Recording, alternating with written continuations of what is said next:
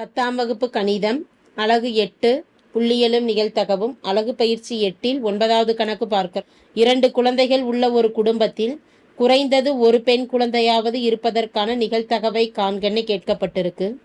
குறைந்தது ஒரு பெண் குழந்தை, அப்ப 2 குழந்தைகள் இருக்கக்கூடிய குடும்பத்தில் என்னென்ன கூறுவெளி மதிப்புகள் இருக்கலாம் அப்படிங்கிறத எழுதிக்கலாம்.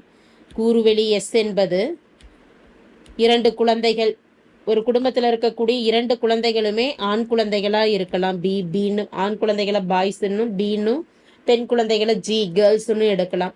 இரண்டுமே ஆண் குழந்தையா இருக்கலாம். முதல் குழந்தை ஆணா இருந்து இரண்டாவது குழந்தை பெண்ணாகவும், முதல்ல பெண்ணா இருந்து இரண்டாவது குழந்தை ஆணாகவும், அடுத்து 2 குழந்தைகளுமே பெண் குழந்தைகளாகவும் இருக்கலாம். அப்ப ஜின்னு எடுத்துக்கலாம். ஆண் குழந்தை என்பது பி, பெண் குழந்தை என்பது ஜி. கூறுவெளியில் இருக்கக்கூடிய வாய்ப்புகள் எத்தனை? 4 வாய்ப்புகள் இருக்கலாம். குறைந்தது ஒரு பெண், குறைந்தது ஒரு பெண் குழந்தையாவது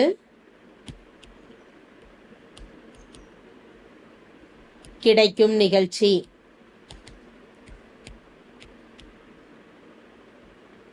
குறைந்தது ஒரு பெண் குழந்தை கிடைக்கும் நிகழ்ச்சியை ஏன்னு எடுத்துக்கலாம். ஏ என்க.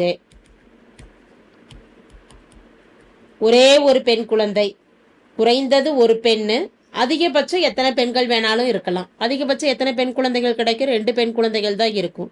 அப்ப குறைந்தது ஒரு பெண் குழந்தைன்னா பிஜியும் ஜிபியும் வரும்.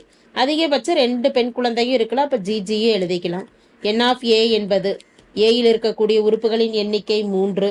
அப்ப இதற்கான நிகழ்தகவு P of A equal to n of A by n of S. N of ஏயின் மதிப்பு 3 பை என் ஆஃப் எஸ் என்பது 4. 3/4 என்பது குறைந்தபட்சம் ஒரு பெண் குழந்தையாவது இருப்பதற்கு உண்டான நிகழ்தகவு மதிப்பாகும். தேங்க்யூ.